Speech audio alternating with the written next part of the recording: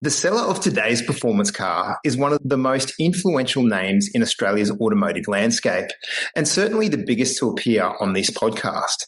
The guest today founded the Car Advice website and built it up to be the premier automotive website in Australia, sold it to the largest media outlet in the country, and then has gone on to do it all again and has developed Australia's #1 automotive website, CarExpert. Welcome to the podcast, Alborz Fallah. Thanks for having me, mate. How are you going? Yeah, I'm very well. How are you? I'm very good, thank you. And I want to know, is that background legit or is it actually like an image that you've just got sitting there? No, this is a legit background. It's sitting in my man literally cave. sitting there. So that's a live photo. That's a live thing. Yeah, okay, there you go. It looks cool. There you go. Yeah. That's cool. Hey, that's a cool background. I don't have anything cool like that. I should have gone to my garage downstairs, but that's a weird place to sit for an hour. Well, all good. Look, I think it's safe to say that you're a dyed-in-the-wool performance car tragic. Can you tell us where your love of fast cars started? Oh, man, I mean, how far can you go back, really? I'm not really sure. I've always been a massive car person. I think it's important to point out the difference. I'm a driving enthusiast as much as I am a car enthusiast. So I literally have no mechanical capability whatsoever. Like I joke that I go to Super Cheap to get my windscreen wipers replaced because I don't want to do it. I'm not saying I can't do it, but I just don't want to do it. like I get no joy from like some people love working on their cars and they call themselves like car enthusiasts. And I love cars. I love what goes into them. But for me, it's all about the drive. It's what I love about the car is how it makes me feel rather than how it's put together or all that sort of stuff, if that makes sense. So my earliest memory is driving my dad's 504, Peugeot 504 when I was like 6, sitting on his lap. And yeah, I don't know. I just always had a thing for cars. I can't really pinpoint it to anything in particular. I think some people are just born that way, right? Like you just love cars. That's interesting. When I was about 6, my dad had a Peugeot 504 as well. There you go. Cool manual. I remember it, but I don't think it was the thing that sparked the love of cars for me. I think for me it was more like the Dukes of Hazzard that got me into cars. Oh, fair enough. Maybe for me it was just not wanting to own a 504. So it was like I had to find something so much better. It was a pretty terrible car. I don't know, man. I mean, I grew up watching a lot of movies and it has a lot of influence on you. So I kind of like look at it now and go like the car world now is so different to what it was when we were growing up. That's assuming we're a similar age, but you know what I mean? Like it's very different. Like a lot of kids growing up these days don't really have similar aspirations for cars because it's just a different world. Yeah, look, that is something that, I mean, I want to talk to you about the car you're selling. You're selling a 2010 SLS AMG, but I guess the world has changed quite a bit since that car came out. Sure has. That debuted at the 2009 Frankfurt Motor Show. Is that where the car arrived on your radar? I mean, I was actually there at that show from memory. I wouldn't say so. Like it's for me, Mercedes was always a bit of an old man's brand. It still is in some respects. I always felt like it's very old money. And of all the cars that I own, it's by far the most old money car I have. It looks very understated. It's a very cool car. Like every time I drive it on the road, so I park it somewhere, I like go back and just look at it because it's so long and the proportions are ridiculous and it just looks awesome. But no, my interest and my reason for owning one is because when my wife and I got married, I wanted a wedding car. And I was desperate for a wedding car that was cool, but not like, not like some orange Lamborghini or some silly thing like that just looks a bit trashy, I suppose. And that's saying something because I own one. But I asked around, and Mercedes Australia actually said, "Oh, you've got the perfect car for your wedding." So they gave me an SLS. They gave me a black SLS with a red interior. So all our wedding photos around our house have got this beautiful SLS in the background. And I remember, like, because it was in my house at the time, and the car was worth more than my house where I was living. And it was just a cool experience to have that car for that period of time. And I drove it from Sydney to Brisbane. And it's a terrible car to drive, by the way. And its windscreen wipers don't work. And it was torrential rain. And it was a really interesting experience. But so when I had the means, I actually bought it for our wedding anniversary one year. And I found the perfect spec, which is the original 300 SL color combo of the silver red And it looks amazing. Like I actually think it's the best example of that car outside of a Black Series, obviously, in Australia. And I have had it for sale for a little while, and I've had some amazing offers, like literally like what I've asked for it almost, and I still haven't sold it. And I've started, as my wife said, she said, "You don't actually want to sell the car, do you?" And I said, "I don't know. Maybe I do. Maybe I don't." But yeah, it is for sale. But so far, anyone that's tried to buy it hasn't got very far with me. So I've really actually started to wonder, and it really made me think about it when you asked me to do this podcast, whether I'm actually selling the car or I've just listed it to know if I could sell the car. But yeah, I love it, but also because it's not a great drive, that enjoyment that I was sort of talking about isn't what I would get from a car of that price point usually, if that makes sense. It does. And that's an interesting answer for a few reasons. Number one, I didn't expect such a romantic reason for buying the car. I expected something more along the lines of it having the most powerful NA engine that was produced at that time when it came out, and, you know, something more along it being faster than a McLaren SLR, but for it to be such a wedding car, man. It was literally our wedding car. But yeah, that it's a pretty special thing. It's the first ever real AMG. So it's the first car AMG actually built that was their own car, wasn't based on anything Mercedes had done before. The engine was unique. Everything about it was unique. And because it's a Gullwing, you can't build that anymore. Like there's no way you're going to get past modern safety regulations building a car that's not like hyper limited in numbers with those sorts of doors anymore. It's just not possible. Like, you're not going to meet any safety ratings. So it is a pretty special car when you think about it, right? Like it's a modern classic, as much of a modern classic as it could be. That's what it is. And the more I talk about it to people, I actually don't want to sell it. Yeah, well, I think it was really the pinnacle, because what Mercedes built after that, the successor to that car, was a lot cheaper and probably not as special, not as limited, and it was more a 911 sort of focused fighting car, I guess, the AMG GT, whereas the car that you've got, the SLS, is such a limited number special vehicle. Yeah, and that reflects in the price, right? Like the SLSs are listed from sort of 700 plus for the coupes. And a GT, I mean, you can get one of the early GTs now in the very low twos. I even heard them going in the high 100s. So a bit of a price difference. And the funny thing is the GT is a better driver's car. It's got better steering. It's quicker, but it's just not special. It doesn't have the specialness. It doesn't have the big naturally aspirated engine. It doesn't have the doors.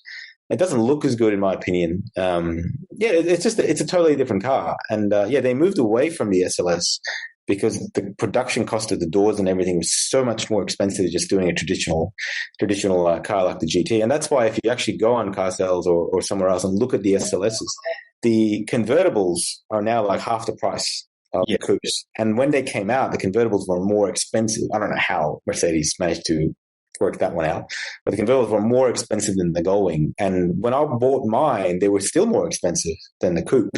And I looked at that. I said, there is something really wrong there. That market has not corrected, and it's half the price. So I actually would love a convertible though, because it's such a cool car that I reckon with the roof off as well, it would just be epic. And talking about those Gullwing doors, so this SLS is obviously the spiritual successor to the 300 SL, which was sold after World War II as sort of a Grand Prix type racing car.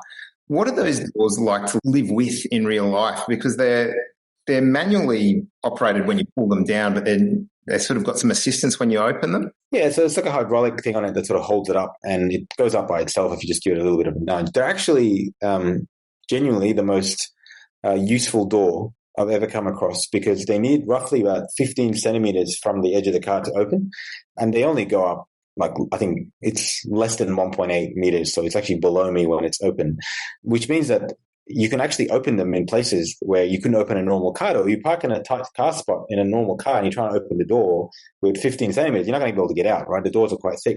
With that, it just goes up, and no roof is going to be less than 1.8, because there's plenty of cars that are taller than 1.8. So I actually find that really, really useful. And I'm just amazed that most cars don't have it. But obviously the cost of production is and the safety requirement is quite high. I mean the doors have got explosives in the roof, right? So that if you ever roll the car, they literally blow off the car as you're rolling so that you don't get stuck in it if it's on its side or upside down. And of course, you can then open the door. So the engineering requirements to make that thing work and pass the regulations, even back in 2010, was quite daunting. And again, that's why they moved away from it, because you just couldn't keep doing it and selling it for the price they were selling it, because apparently it wasn't very profitable. And tell us more about this car that you're trying to sell, about how it's so terrible to drive. Yeah, I know I'm doing a great job selling it. It's not the sort of car you would buy if you enjoy a spirited drive. It is an exceptionally fast car in a straight line. It sounds amazing. It really does sound amazing. I know some people have put like exhaust on it. I don't know why. It's basically like a muscle car. It's a German muscle car. That's probably the best way to describe it. The main thing for me is, and this is what they fixed with the GT, is the steering rack is quite lazy. So it's the sort of car you would do 300 km an hour on the Autobahn with, and you would do it every day, all day long, and it would have no problems. But in Australia, obviously, you can't do that. And, we want to go up somewhere like, in Brisbane, like Mount Glory or something. It's not the car for it. It's not made to sort of do like tight corners and stuff. And to be fair on Mercedes, with the GT, it feels like a 911. So you can do that sort of stuff with it. So that's my only thing. Like I don't usually do long distance drives. When I did drive it from Sydney to Brisbane, it's a different SLS, but that was a fun experience till it started raining, and then I couldn't see where I was going because the wipers just simply don't work. It's so poorly engineered, the wipers. But I'll tell you one thing about the car, right? I've got a bunch of cars, and of all the cars I own, and knock on wood, I have never ever gone to start the SLS and it hasn't started. First time, as if I have been using it every day. And it is still to this day running in this original battery. It's 14 years old, the battery that's in that car, and it has never failed. Yes, I've got it on a trickle charger, but you go and buy a modern car today and the battery will be dead in 2.5 to 3 years. Like that car, I don't know, they've over-engineered it. Whatever it is solid. First time, every time. I turned the Ferrari on after like 2 weeks. It's like as if it was never going to turn on again. It like coughs and splats and like tries to like get going. The Mercedes, it's like literally like as if it's never been turned off. It blows my mind. Like yes, I know it's a different type of car to a Ferrari and a Lambo, but the engineering is still something that needs to be discussed. And I think they really did go over the top, being their first Halo car, that they wanted it to be a modern classic even when they built it. So yeah, I think by the end of this podcast, I'm just going to take the ad down and not sell the car. It's certainly been looked after during your ownership as well. I understand that you have done very minimal Ks in it, and it's been serviced regularly by Mercedes-Benz throughout. Yeah, it's absolutely, mate. It's I bought the car in Adelaide from its original owner, who was an architect, and I flew in there with my wife, and we were going to drive it back to Brisbane, and then we drove it from Adelaide to Melbourne, and we were like, we're not driving it back to Brisbane, that's just too much. So that was a fun drive though, the Adelaide to Melbourne. It was actually really fun. You can sort of look at those things at the time and you go like, oh yeah, we'll do this all the time, but you're never going to do that again, right? You're never going to drive from Adelaide to Melbourne in an SLS. That's literally one of those once in a lifetime things you would do. And then we put it on a truck and sent it up to Brisbane. And I have done, I reckon, 4,000 Ks in what would it be? It'd be 9 years of ownership. So I've barely driven the car. It gets serviced every year on the dot.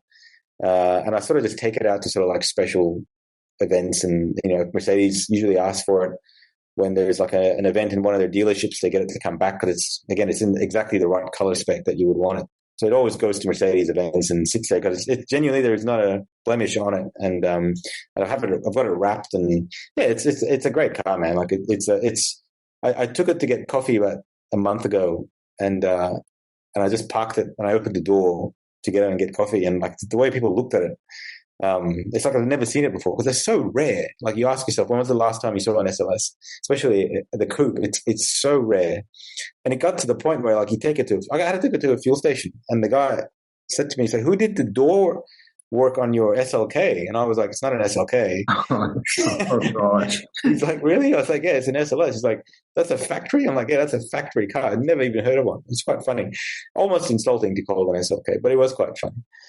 You touched on before that it's not a car that you would take up to Mount Glorious. Is that Mount Glorious, Mount Nebo area your go-to driving spot in Brisbane?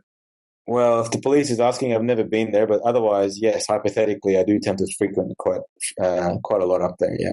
Yeah, yeah. And through the course of your work, being an automotive journalist, you've obviously driven many places around the world. What would be your top three driving locations that you would head to if you had the opportunity? Oh man, that's a hard question. Hey,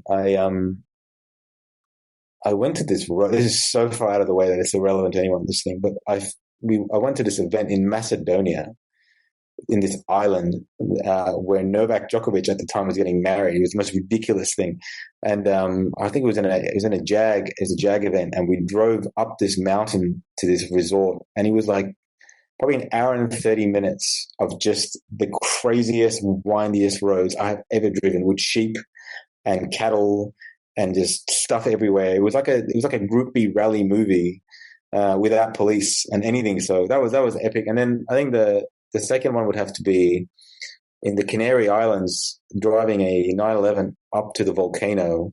Canary Islands is unfortunately well known for the two 747s crashing into each other on the runway, but it's also like an active volcano. And again, the road, you're driving up and it looks like you're in Mars. It's just one of the most spectacular sceneries. Honestly, I reckon number three would have to be either Mount Glorious, just because it's 20 minutes from Brisbane and it's so easy to get to, and the road surface is usually really good. Outside of when you get a lot of rain, it's actually a really good road. Or some of the Targo Tasmania roads, which are pretty spectacular. And Queenstown's got some amazing roads as well. We're pretty spoiled in Australia, though. Like, I've been to a lot of countries that just don't have those sorts of driving roads that we do 20 minutes out of Brisbane CBD. And yeah, that, like, in terms of like the difference between obviously, driving near a volcano or Mount Glorious, it's quite different in terms of the background, but the road quality and the windy and the twistiness is pretty similar. Like, we're pretty spoiled here, so it's a pretty good road to have. You just got to go when you're not going to lose your license. I know it's a topic for another podcast, but they increased the road safety through better resurfacing, and they dropped the speed limits at the same time. Oh, did they? Yeah, there's some sections there where it's dropped by 10 k's an hour, I reckon. I can't say I noticed. Yeah, I have lost my license there once, so it is a familiar territory for me. You mentioned that you've got some other cars in your garage. I'd love to hear about them, but probably firstly, what I'd love to hear about is, what was your first interesting car that you ever bought, or performance-based car? Oh, I think it'd have to be my WRX. It feels like it's like a gateway drug into the car scene. It's either like a Skyline or a WRX or something like that. For me, it was a WRX, and I bought it because someone I knew had one, and I always wanted one. And then when I had the means, I bought it. And then, like you do, like an idiot, spend more money than the car was worth, modifying it and then breaking things and making it faster and all the sorts of things that you shouldn't do to get more lap time instead of learning how to drive. So I did what most people do, which is like go and do a track day and go, wow, I need way more power, and then spend like 30 grand getting way more power, and then realizing, yeah, that was good, but I actually need to learn how to drive. And that was in my like late teens, early 20s. So it was really good. I literally learned how to drive in that car.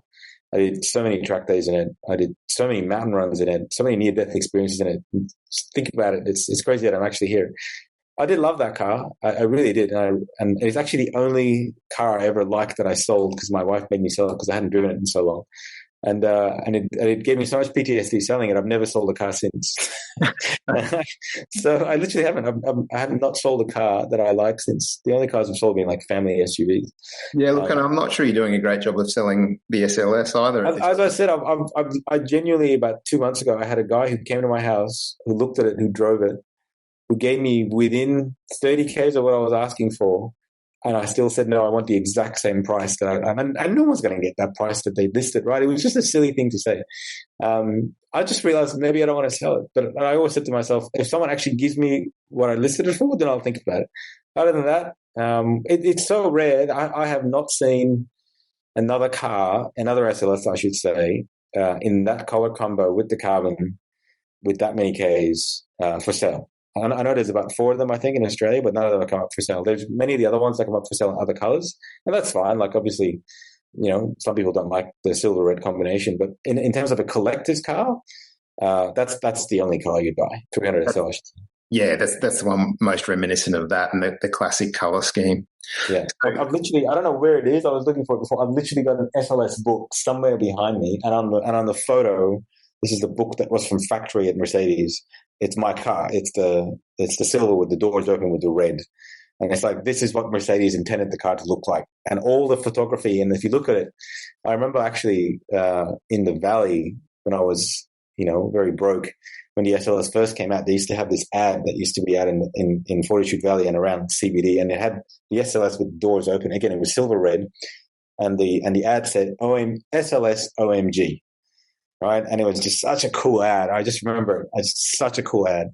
And they did such a great job marketing that car. But yeah, it was a halo product for them. But you know what? It was actually a commercial failure. That's the thing most people don't realize. They couldn't sell them. It was right after a GFC, and people didn't want to spend a stupid amount of money on a Mercedes, and actually really struggled to sell them. And especially the Black Series. I remember the Black Series. The last two in Australia, they couldn't sell. I think they sold for about $650 to $700. They basically had to discount to give them away. Now those things are worth like close to $2 million, right? So they were an epic car. And if I was to buy another SLS, that's probably what I'd buy. I would buy a Black Series, but I've never seen one come up for sale ever. That seems to be a sign that a car is going to go up in value when a company invests so much money in it and they sell it at a loss. It almost seems like they're the cars that you should buy, like the Lexus LFA. I was literally just about to say the LFA is the perfect example, right? I had one to buy from Dutton's right during COVID, and I argued over $10,000 and lost it. And it still keeps me awake at night because that's probably one of my favorite cars ever. But yeah, exactly the same case. A car that Lexus lost money on every single one they sold, but they refused to compromise on it, right? And look at it. It's as close to a modern classic as it comes. That car will be forever known as probably the best Lexus ever made.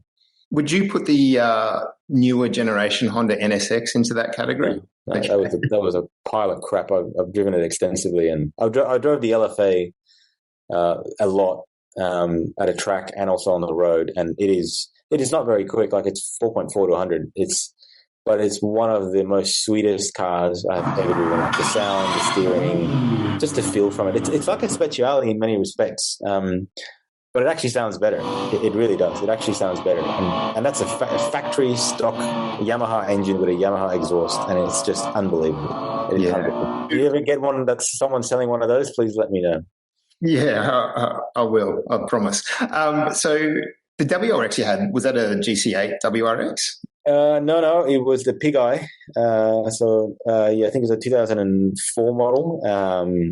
It was WRC blue. I had ProDrive gold wheels on it with a ProDrive rear spoiler, all sorts of other ProDrive stuff. It's so expensive, so stupid at that age. You just couldn't afford to eat, but you had ProDrive stuff on your car. It was a great car. It was a great car. For what it was at the time, man, it was hard to beat. It's a shame, actually, that the new ones basically haven't changed. It's been like 20 years, and the car hasn't really updated. The whole world's moved on, and you got like the likes of Hyundai with their N cars that are just blowing that stuff apart. And WRX and Subarus really haven't moved at all. I mean, they got a CVT in their car. I can't swear. Yeah, they've gone backwards. Actually, I've been allowed to swear on this. I've been really holding out. Yeah.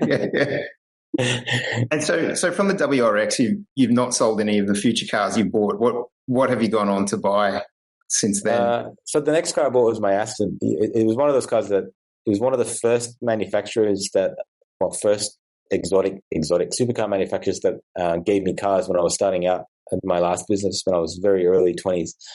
I sort of grew to love the brand and grew to love the car. And it was like when I sold a little bit of my first business, it's the first thing I bought. And the car that I've got is an N400, of which 2 came to Australia. Oh, wow. And it's the only one in carousel orange, which was, again, it's launch color, right? Like it's a limited numbered car. It doesn't mean anything to someone that doesn't know anything about Astons, because Astons don't really have that collectability like the Ferraris and the Lambos. But yeah, for me, like having a numbered car and a very special color, literally the only one in the country with that color, is very cool. And it's very nostalgic because every time I get into it, it reminds me that I'm not broke. I know it's a weird thing to say, but that's exactly what it reminds me of because I went from being broke to not being broke, and that car was the thing in the middle.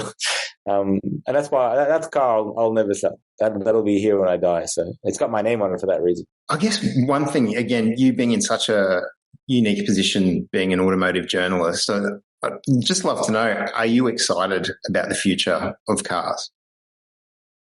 I'm more hopeful now than 6 months ago, simply because so many OEMs, manufacturers have come out and said, yeah, that electric thing, we might need to just rethink that a little bit.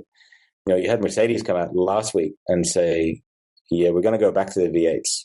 And they're actually developing an all-new V8 for their cars. So yes, it'll be hybrid. And yes, it'll be turbo. It's not going to be naturally aspirated. But hey, it sure beats having a four-cylinder C63, which, by the way, is actually a really, really good car. It's just that not many people wanted the four-cylinder C63. They want the sound, right? Yeah. So I'm a little bit more hopeful. But for me, and I hate to sound like an old person because I'm not, but for me, the pinnacle of automotive is no longer about speed. I don't really care. I don't really care how fast the car is. You've got an Ioniq 5, and that thing. We did a whole series of drag race videos where it was beating, Lambos and Ferraris down a straight line. And it's a fantastic car, both on a drag race and on a track. But I just don't care. Like I want to feel scared. I want to feel the engine. I want to feel the gear shifts. I want to feel all of that, and I want it to be real. And it's actually funny because the 5N is probably as realistic making it as possible for that with the gear shifts and stuff, even though it's not really a gear shift. But yeah, look, I'm a little bit more hopeful. But yeah, for me, my era of golden age is the LFA, the Speciales, the V12 Lambos and Ferraris, and I'm very happy that at least Ferrari is keeping the V12 alive, naturally aspirated, without hybrid assist. So maybe we've got another 5 to 10 years to go. Have you driven the 12 cylindric? I haven't, mate. I'm really looking forward to it. A couple of the guys in the office drove it, and they had rated a lot. I need to see one on the road. I saw it in person, just sort of static, and it looks pretty good. But it's such a big departure from what has come before that I think it'll take some time for it to grow on me. But I love the F12. Like that for me is just like peak Ferrari design. Like it's Pininfarina. It's just such a beautiful car, and it looks timeless. You see one on the road now, and I know it's 10 years old, but it just looks absolutely stunning. And with that V12 in it, I can see that sort of stuff. If you're looking to invest in a car, buy that. You get one for like $400 to $500 now, good spec. I don't think it's actually possible to lose money on that car. It wouldn't be possible. Like it's not going to go down. No, 12 cylindry is like 1.2 mil. And I don't think it looks as good. Sounds like that you're of the opinion that EVs will never be able to replicate that connection that petrol heads have today. Would that be a fair assessment of your current? Yes, but I also don't think they're trying to. I think, I've got an EV that I drive every day because I need to get from A to B. And for that purpose, which is what 99% of people use a car for, it's perfect. An electric car, for daily commuting, it's quiet. It's easy to charge at home. I don't have to go to a petrol station. It makes perfect sense. I kind of liken the automotive world as we live in now to like the horse, right? So back when we had people riding horses, when the car came along, everyone was like, "Oh, this is ridiculous! Like, what would you want a car? Just ride a horse." And this is going to kill the horse trade. Blah blah blah. What happened was that people bought cars, and then the people that actually like horses kept riding horses. Right? Yeah. People still ride horses today, not because they need to get from A to B, but because they actually enjoy riding a horse. And I feel like that's what in the next sort of decade or two, as sort of those cars become super rare or super niche, that's what it'll be. It'll be people that actually want to drive a V12 naturally aspirated because of what it makes them feel, not because they need to get from A to B. And hopefully the regulation will actually allow that, because once the majority of cars are electric, then having 50 to 100,000 petrol cars every year added is going to make no difference at all to emissions globally. In fact, I was having this argument with someone today. I said, people go to a restaurant and they get a bottle of water that is shipped from Italy to drink with their meal. Yes. There's literally bottled water from Italy being put on a ship and transferred across the planet for you to have. It's the most ridiculous thing.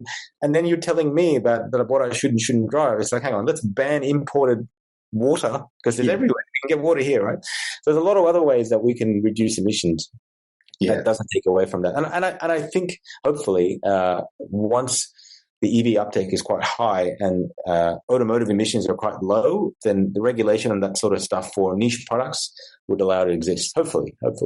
The FIA president, Mohammed bin Sulayem, recently mentioned the notion of bringing back V10s to Formula One. I presume that would be running on sustainable fuels.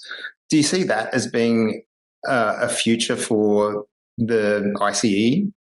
Yeah, I mean, as you're a Porsche guy, I can see one in the background. They're heavily invested in, the sort of synthetic fuels. The point of a synthetic fuel, though, is that it's meant to do the carbon capture.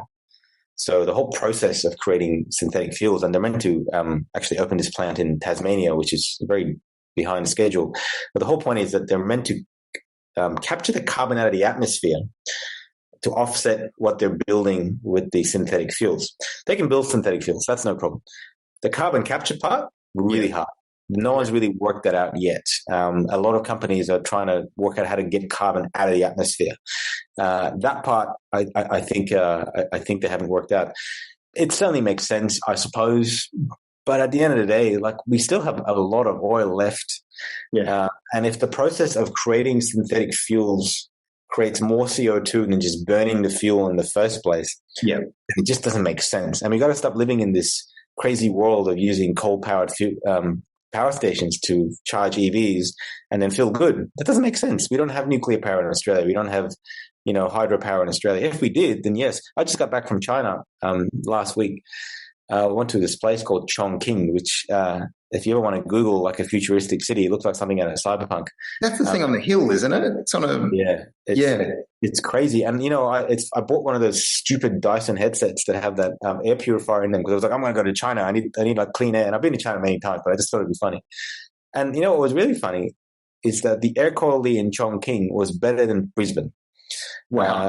And you know why? It's because they've got nuclear power and a shit ton of EVs. Everyone's driving around an EV. Like, the absolute majority of cars in that city were electric vehicles, and they're driving around the city. There's no emissions. And guess what? Yeah, the air quality was better than what I got landing back in Brisbane. That goes to show you, like, if you actually do it right, then EVs make sense. But yeah, hopefully as we go down that path, people will buy more EVs and allow people like you and I to continue doing what we love, riding a horse occasionally. Yeah. Agree. So, final question. I know you don't have a lot of time. Final question before we wrap up, talking about get back to your SLS. But the other thing I'd be interested in your opinion on is, do you think that the younger generations are going to have the same passion for cars that we had? And how's the enthusiast community going to evolve? Yeah, I mean, I'm still always surprised by how many young people show up to car meets and, all the spotters and photographers that are there looking. So I don't think it's going to die. And I do feel like, cars like the Toyota 86 have, allowed a whole new generation of car enthusiasts to feel like they've got an option with a car that's actually somewhat interesting. Yes, it's not fast. Yes, it's not like the most amazing thing, but it's a rear-wheel drive two-door coupe. Like, that didn't exist before the 86 for a long time. You had to go and buy a 200SX or a 180SX or a Skyline or something just to get a car that would do that. There was not many new options around, unless you wanted to drive an MX-5. So I don't think it's going to die. I don't think it's going to die at all. But I also think that with stuff like Uber and the transportation capabilities being so much higher, we need to look outside of Australia, because when you go to Europe, in particular, a lot of young people don't bother getting a license because they don't need one. They public transportation in Europe is way better than what we have here. So, and cars are quite expensive, and lots of cities have now got like congestion tax, and all sorts of other things inside CBDs. So if you don't own an EV, or if you don't own something decent, you're not going to be able to drive in it, and it's going to cost a fortune. So young people just in a lot of European cities, the rate of licensing has dropped massively. So whilst that may not be so relevant here in Australia, because we still need a license to get around and sort of have our freedom growing up, obviously with the market demand dropping in other countries for those sorts of cars, I think it'll eventually have an impact. And you already see that by looking at the secondhand prices of some of those cars I mentioned, the old Nissans. They're still so expensive. I remember when you can get a 180SX for like $3-4 grand. But back when I was in my early 20s, and you can, good luck finding one at that price these days. They're like bloody expensive now. Or like a 300ZX, which I love, by the way. I love that car. I wish they would make that again. So yeah, I don't know. I hope so. The answer is I hope so. I hope that the younger generation does fall in love with the car, and that's why, when I do take someone for a drive in one of my cars, and they actually get to experience like the noise and the vibrations and the craziness that goes with being in a car like that, it changes their perspective because they haven't ever felt that a car could be fun. Because you get into a Tesla, Plaid, and you do the 0 to 100 in 2.2 seconds or whatever it is these days. Like, that's cool. And you do it once and you do it twice and you actually feel car sick and you're like, I'm not going to do that again. Yeah. The enjoyment is gone. Like, every time I've had a really fast EV, I sort of drive around, I sort of take people for a drive, and then for the rest of the time, I don't like to drive it fast at all because it makes me feel sick. My body doesn't feel right going that fast without all the things that come with it. So the enjoyment isn't there. And I think a lot of young people might fall into that trick and go, well, I don't really care about cars. I just want to get from A to B. And maybe it's people like you and I's job to actually, I guess, expose them to what a real car could be like and what it's like to own a car that makes you feel alive, because that's what it comes down to. I hope so. And I hope what you said before is correct, that the future of driving is for people who are really enthusiastic about it, so that there's places to go where people can drive quickly, more racetracks and cars that are built specifically for that purpose. So I could see a future where we've got cars that don't have to have all the emissions and safety gear on them because they'll be used purely for fun. And it'd also be nice if, the government could realize those racetracks do need the exemptions from things like noise. It blows my mind that when I go to Norwell, as an example, you have to lift on the straight. Yeah. Because they've got a noise limiter, because someone somewhere in the vicinity has complained and the council has put a noise restriction. Can you imagine telling people don't drive fast on the road, take it to a track, and then getting to a track and saying, hey, don't go fast because it's going to be noisy. And it's like, hang on, why am I here? Like, what's the point of actually being here? And it's the same with, Lakeside's got similar issues. Yeah. We're lucky that Queensland Raceway doesn't, but like the government's got to grow a spine and go, well, hang on, we can't tell people not to do this on the road and then restrict what they can do on a racetrack as well. Like, something's got to give here, right? So, look, I'm hopeful, but we need a couple of things to go our way. And at the moment, for those of you that don't know, Australia is actually looking to introduce what's called new emission vehicle standards from next year and in 2026. And they're going to require car companies that don't have emission-friendly cars to actually pay a fine per car they sell where their vehicles emit more. So basically forcing car companies to bring more plug-in hybrids and electric cars to market. And there's a lot of brands out there that don't have these cars. So they're going to be paying fines, which, guess what? They're not going to pay the fines. You and I are going to pay the fines. Yeah. We're going to be the ones that are going to cough the price for these cars being sold. So it's actually going in the opposite direction at the moment.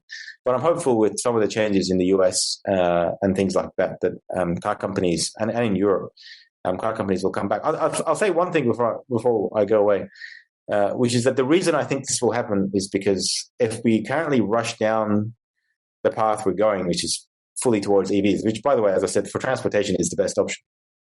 The car companies from the Western world and Japan are so far behind the Chinese that they will lose that battle. Like, they've already lost that battle, to be fair. But the reason that their cars are restricted in Europe and in America is not for some, security reason that they're going to turn your car off when you're driving. It's because they're really good.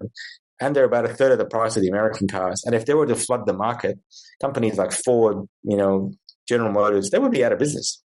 And that's what we're getting here in Australia. Like, I'm driving some of these Chinese EVs around that are like 35 grand. And I'm like, how is this thing cheaper than a Corolla? It's rear-wheel drive. It's electric. It rides better. It drives better. It's got a 10-year warranty. I'm talking about an MG4, for example. It's absurd that it could be cheaper than a Corolla. And it's electric. So that's the reason why I think EVs will eventually take off. If it was a true open free market, the Chinese would own automotive, and they will. There's no way that they will not, in 10, 15 years, make up half of the cars sold in Australia. I have no doubt about it. Wow. Brave new world. Brave new world, man. Brave new world. It's fascinating chatting with you, but before I let you go, we've got to wrap it up with your SLS. So we've got this 2010 Mercedes-Benz SLS. It's a classic car. It's only going to go up in value. It's got a thumping 420 kilowatt naturally aspirated V8, only done 16,500 kilometres, been looked after its whole life. The almost $1 million question, how much are you asking for the car? Well, as I said, I think I've got it listed for like $780 from memory. And I had an offer that was like $750, so or $745, I can't remember. And I still didn't sell it. So I suppose I'm asking for what I've listed it for. But I wouldn't be surprised if you saw that listing disappear at some point. I'll tell you why I'm selling it, actually, because I don't think we talked about it.